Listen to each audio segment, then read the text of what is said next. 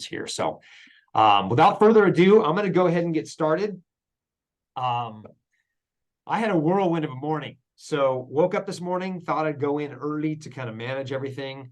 Markets were closed on Friday. We had inflation numbers come in. So I was expecting the markets to be relatively flat this morning, and they were. And I was working on some loans, and then all of a sudden the manufacturing numbers came out, and it made my morning a little crazy. So I'm going to get into that in just a second here, but I'm going to go ahead and share my screen, and then we will be off to the races here. So bear with me one moment.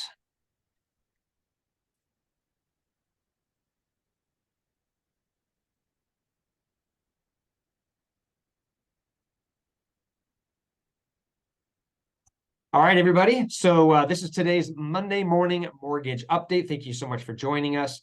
And I'm just going to get right into it.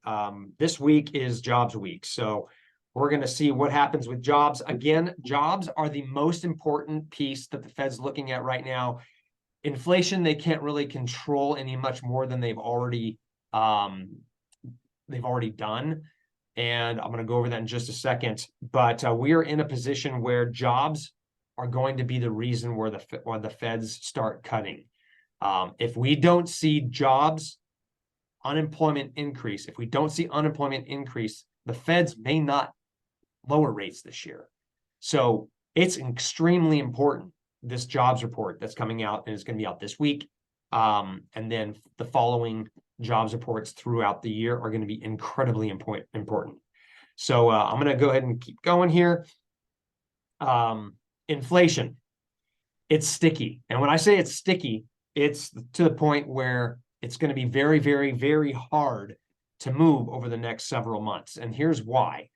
If you look at, and this is month over month, if you look at the current month over month, we're at 0.333 versus the estimate of 0.4. You might think that's lower. It is. The core was a little bit lower than the estimated. That's great, right? We think that's good. But look at housing.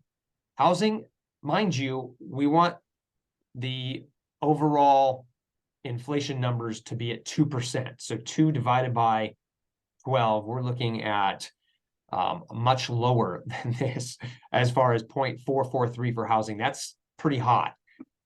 Rents are still higher than what we expect. If you were to put this together, this is like a 4 to 5% inflation rate. We don't need that. We want this to be like 0.15, 0.2, 0.15, right around those numbers. Apparel, look at for people for clothing. That's almost up 1% month over month. That's not good. That's almost 12% per year in inflation. Energy, we saw a spike in oil. I think this is going to continue to get worse over the summer.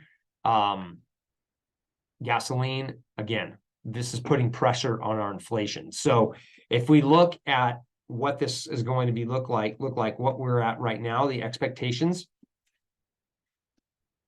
Bear with me for a moment. The year over year right now, current core PCE is 2.783. When we added March in there at 0.336, or we take away last March, sorry, at 0.336, we add current March at 0.230. We're at a 2.678 for the year over year inflation number. So it's going to be really interesting to see what inflation does. We're kind of stuck. Here's the map of what's projected for expectations on the year over year personal consumption expenditure, which is the Fed's favorite inflation. If you look, March 2.678, April 2.5, 2.4. Looks like we're coming down here in May, but then it looks like we're squeezing back up in the projections throughout the rest of the year. So I don't believe that the Feds are going to hit that 2% mark before they start cutting. I think jobs is going to be the number one thing to look at. So that's going to be really, really, really important, the jobs numbers. So they have a dual mandate. They need to keep employment at a certain level, and they need to keep inflation at a certain level. If they can't do anything more with inflation, then they're going to have to focus on the unemployment numbers. So the unemployment numbers have to come up. More people have to lose their jobs in order for the Feds to start cutting. Otherwise, they're just going to leave it the way it is, which is not good for anyone.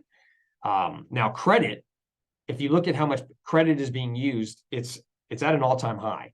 So We just have to be careful with spending habits in this nation, because we get a tendency to kind of keep our own spending habits no matter what our income is.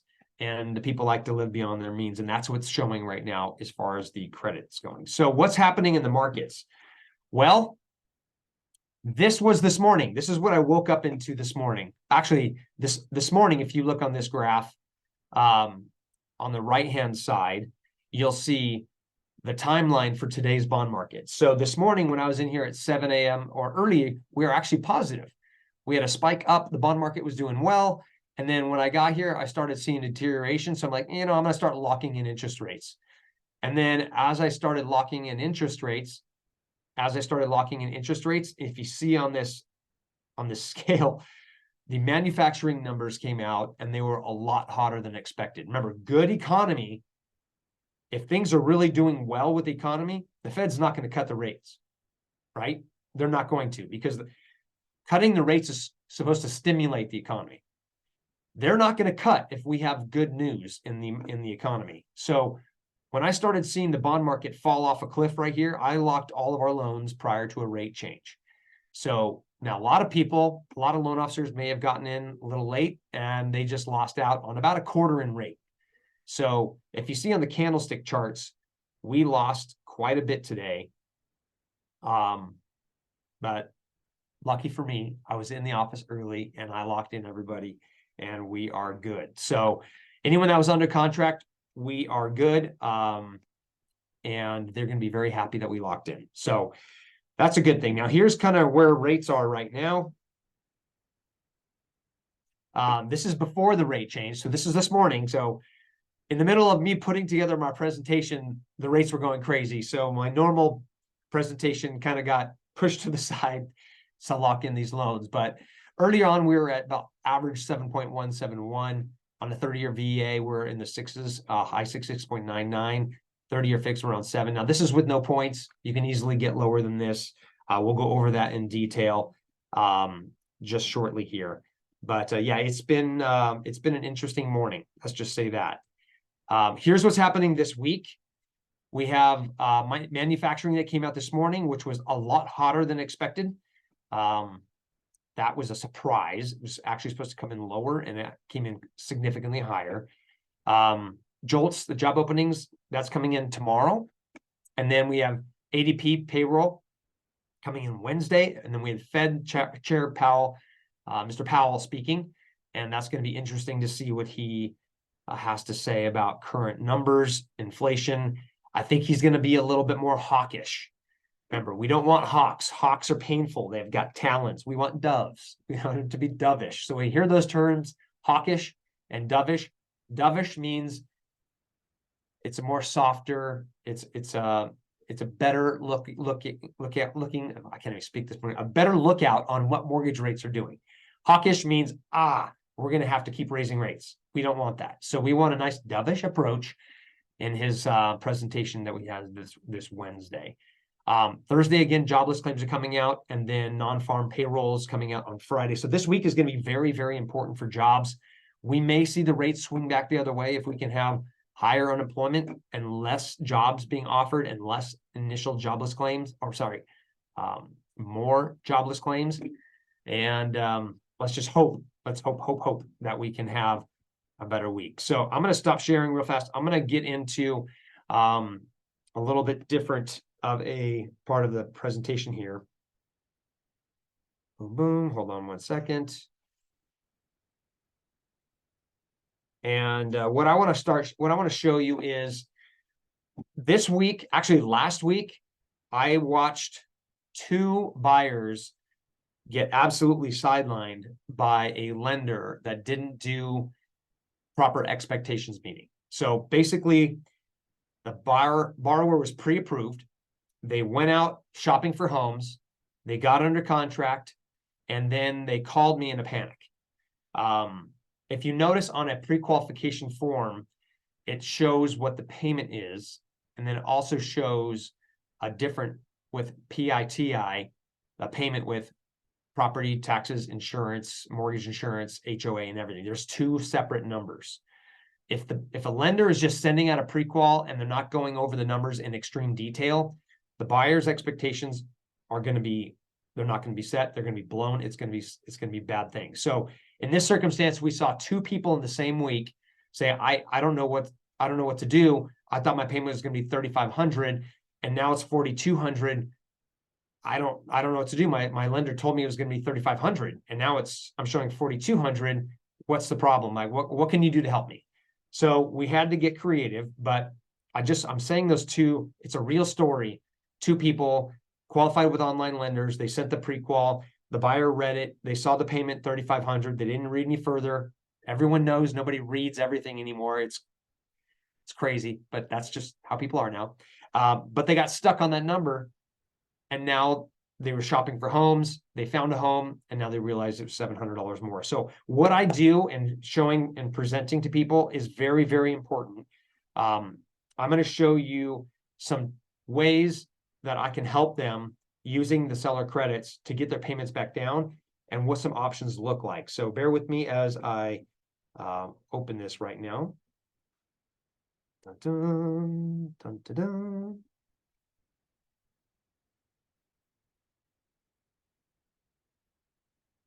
Perfect. All right, I'm going to share my screen,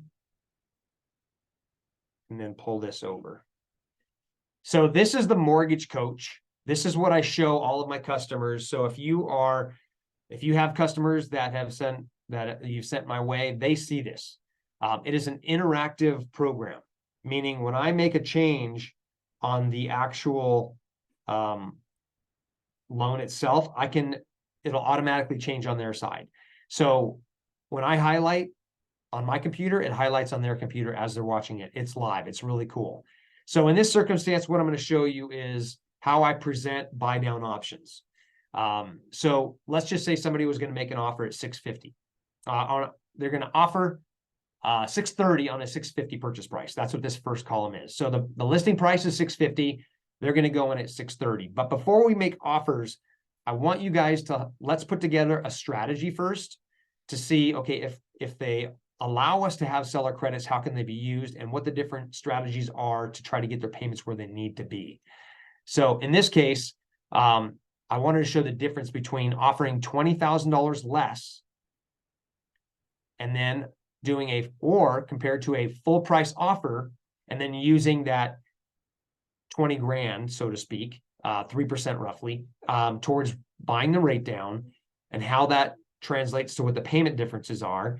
And then also a 2-1 buy down, what that would look like for payments. So right out of the gates, if they didn't talk to anybody and they're making an offer and they're looking at a $650 purchase price, they offer $630, their total payment is $4,701.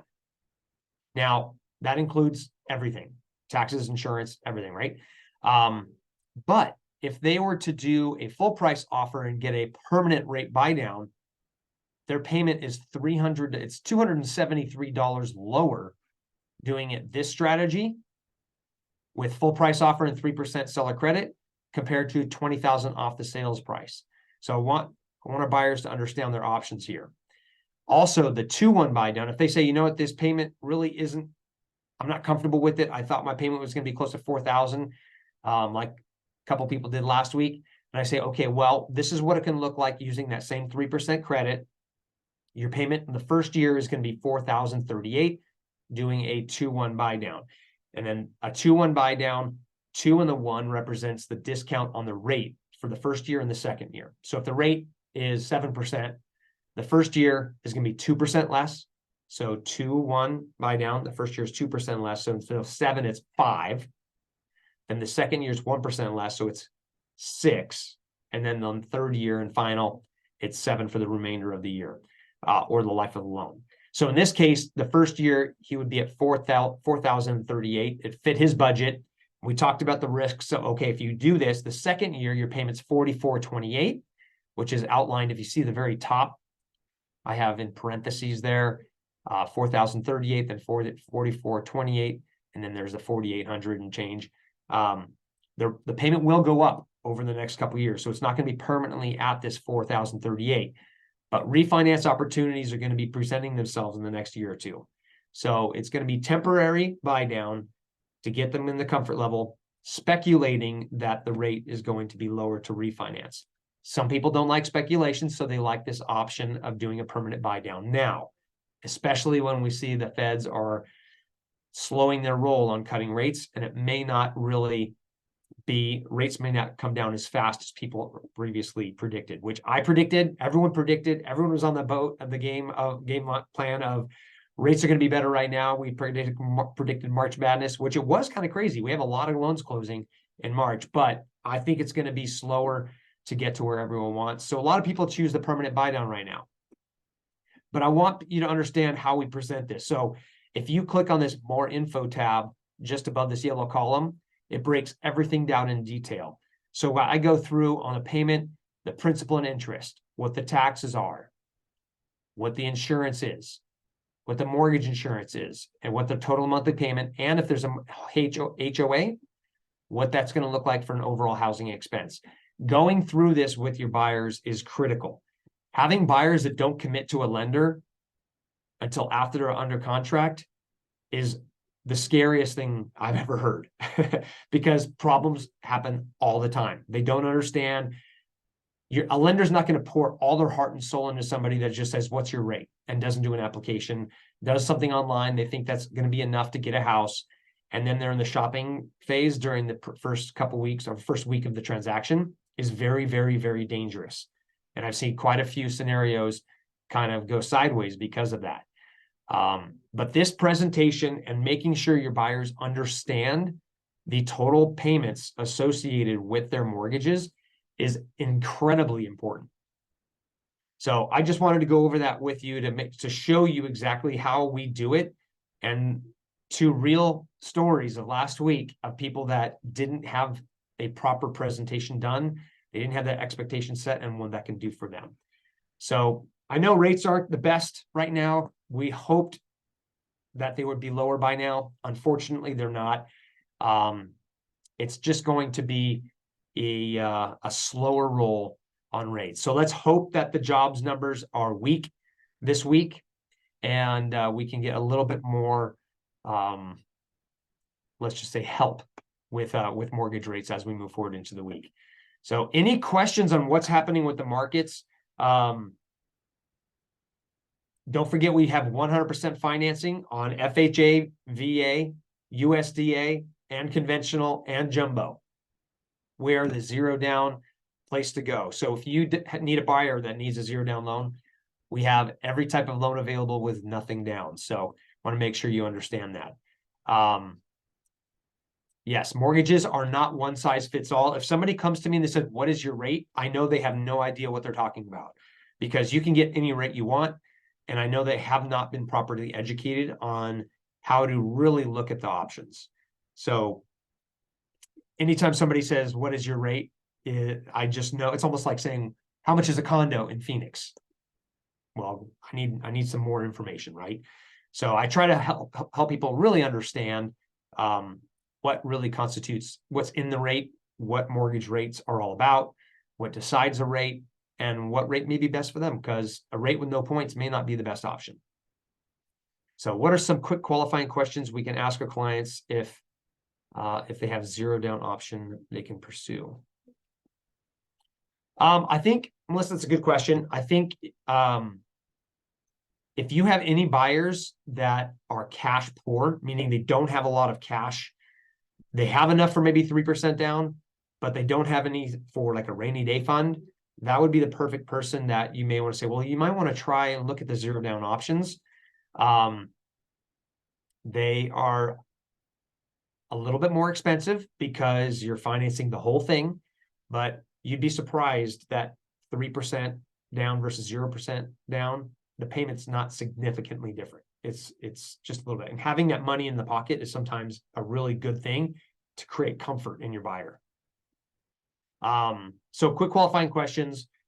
How much do you have? Obviously, would you be more comfortable having money in the bank or putting it towards the house? Those are things that we ask quite a bit. So like credit minimums. Okay. income minimums, that all depends. So the debt to income ratio, for the most part on FHA, on the 0 down is 50. You can go up to 55, but the odds of getting it approved are lower. Meaning, so if your debts can't exceed 50% of your pre-tax income. Perfect example, somebody makes $10,000 a month in their household before taxes, their total debts, including the new mortgage, can't exceed 5,000. So credit minimums, you have to at least have a 620 credit score for conventional. You have to have at least a 600 credit score for the FHA. For the 0 down conventional, you need a 700. That's a little bit more risky on the conventional side. And with jumbo, you need a 720. So all of those, if somebody's interested in doing 0 down, it really is very personal because there's quite a few different 0 down options. So the rates aren't significantly higher, maybe an 1/8 to a quarter higher in interest rate for that program. Second home is not available for 0 down. These are 0 down is only a primary residence product. Second homes, 10% down is the minimum, but with those second homes, they have loan level adjustments that are making them very expensive. So second homes and investment properties are quite a bit higher in interest rate than a primary residence. And a lot of people come to me and they say, well, can I just treat it as a primary residence and say I live there? And the answer is, do you want to go to jail? You're not going to go to jail, but that is fraud. And it's the biggest fraud in the country right now is occupancy. So I'm very straightforward with that. And no, we will not try to make it work by calling it something that it truly isn't. But you can get much better rates if it's a primary residence and people are trying to take advantage of that and they're getting burned. There is an occupancy affidavit that is signed. And if for some reason that buyer gets audited or they find out that that's not where they live, the loan will be payable and due right away. So you don't want to have your customers try to do that. But any other questions? I'm going to stay on here for a little bit long. Any questions on what's happening with the markets? Any loan programs that you are interested in? Any questions on our 0 down programs? Let me know. I'll be open here. Don't be shy. Sean, it's kind of a different question. So I have some buyers that move like every year. Sure. I mean, it might look and I don't know if they're going to keep a different one, but they're looking again. Sure. And so it might look like they're collecting. So would it be legal and above board and non-fraud if I buy a house, I move into it, I live there a year, 2 years, 6 months, I don't know. And then I'm like, I'm going to keep this, rent it out and buy the next one. And I'm actually going to move. I'm not saying, okay. Yeah, you can absolutely do that. So if you're actually moving, so Fannie Mae likes that you need a really good letter of explanation if you moved and did a new primary residence within 12 months. Okay. But if it's after 1 year, there's no red flags. It's fine. I have customers that buy a new home every year and they're building their real estate portfolio doing that. You don't need to alert the lender. You get primary residence, you're living in it. So you actually live in it for a year and then do something else. That's perfectly fine. You can do that. Okay, fantastic. Yeah. And with say you need to move in within 3 months. So let's just say I were to buy one, it's a mess. I could take 3 months, fix it up, assuming I was using FHA. I could take 3 months, fix it in up, and then move in. But I don't want to be. It's actually 60 days is the. Oh, I'm sorry, not 3 months. Is the written timeline for when you move in. Gotcha. Now that's if you've moved in. That's if you're rehabbing the home and you're like already there and you're in the house and you're doing work on it, that's a little different. But okay. If you're doing like a lease back for 60 days or something like that, that's what that means. Okay. Yeah. Okay. I want to make that I'm saying but I'm not planning on doing this, but I want to make that my residence day one, sure. Yeah. And if you're moving in there, etc. Okay. Good question. Any other questions? I'm an open book, so any mortgage related questions that maybe. Yeah, Sean. I was trying to raise my hand. Can you hear me? Yes. Okay, so I'm not sure if you were calling me back regarding this client, but since we're on the call now, you said you mentioned something about a letter of explanation. Sure. Can that come from the buyer, or does it have to come from the employer if they're moving out here and also changing employment? Um, it depends on what, I'm trying to remember the context of them. So we were getting ready to submit an offer, and then her lender brings to my attention that it would be considered a second Oh, home because yes. right now her income's out of state, which I'm like, we have 4 months. What the heck? Yeah, yeah. So yeah, in that circumstance, if the buyer has to show that they are going to be working remotely, that needs to come from someone in HR, somebody at the employment, Yeah. um, See, and that's the thing. It won't be remote. She works like she has to be there physically, but she does plan on transferring okay, so if we to. get a transfer letter or an offer Mhm, letter, and she accepts the transfer or accepts that job offer, we can mhm. then use that income to qualify. Okay, Yeah, but so she we needs just to need a get that letter letter stating now. that you're moving, we've got a new job, that new job will sustain the mortgage. And the reason they do that is if you're in one spot and you're going to be buying a home somewhere else as your primary, we need to Mhm. show that you're actually going to be there. Yeah. So if you can work remotely and move there and work remotely from your job, great. If you can't, then we need to prove employment over there so for it to be a primary residence. But yeah, just an offer letter, a transfer letter. You can even do an email saying Mhm, we're going to be transferred, and we might not even have all the documentation yet for that, but we'll mhm. need it prior to closing. So if you have something Got that's it. going to show that the transfer is complete and their start date is going to be June 1st, you Mhm, can close in May, even though your start date is June, as long as we have a salary job that we don't need to mhm, prove that she's going to be working like it's hourly. If it's hourly, we need to show that what the average hours worked are. So you need at least one pay stub for that. But if it's a mhm. salary, we can use that without it even being started at the job yet. Okay. Yeah. Okay. Yeah, I might just connect her with you because I was actually very frustrated finding this out last minute. And like it's just been Yeah. so hard for us to find a decent property in her price range. And then we finally find something and I'm super excited. I'm saying all these great things to the listing agent, and then bam, it's like, oh, now I'm embarrassed about that call because it just sounds like I'm one of those agents that says they're gonna submit an offer and never does. Yeah, that's tough. It's just like And Jesus. that's the reason I don't do online applications because Yeah, it wasn't even online on top of that. So it's just like, oh, yeah, yeah. because a lot of questions. I have my own loan application form that I've built over the years, and I have a lot of questions on that I go through that the loan application doesn't even ask. So that's one of them. There's a lot on my little sheet that is not on the application that catches all of those things, because anytime something's happened in the last 24 years of my being in this industry, I take mental note and I say, okay, that's not going to happen ever again. I'm going to do this to make sure that that doesn't happen.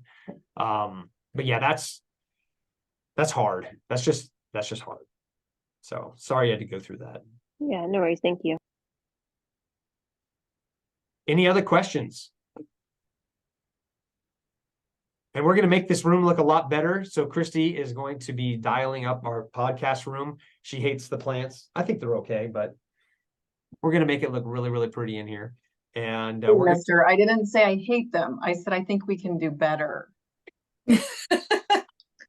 she doesn't like them. That's okay. It's okay. But we're going to make it look really pretty. We're going to also do podcasts in here. So if you wanted to do any type of a video, going over any type of first time home buyer, whatever it may be, we can record it, put it on there on your social media, and get some content out there for you guys. So we're excited to have this room now, and we look forward to using it and utilizing it to its utmost potential.